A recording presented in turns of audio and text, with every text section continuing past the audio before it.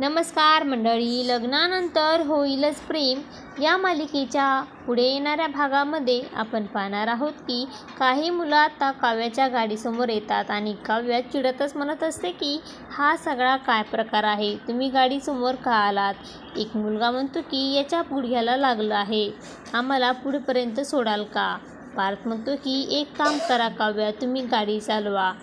तर पार्थने हा काव्याच्या मनातून भीती जावी म्हणून हा प्लॅन केलेला असतो. काव्या म्हणते की आता तर मी तुम्हाला गाडी चालवूनच दाखवणार.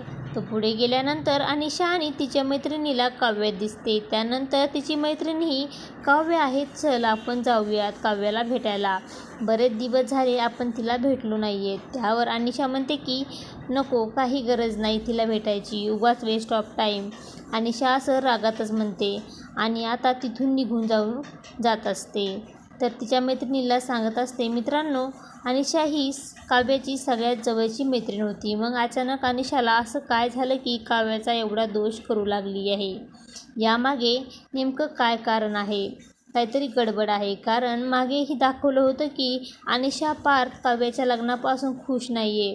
असं काही आपल्याला या भागामध्ये पाहायला मिळणार आहे. अशाच मालिकेचे नवनवीन अपडेट पाहण्यासाठी आपल्या चॅनलला लाईक करा, शेअर करा आणि सबस्क्राईब करायला विसरू नका. धन्यवाद.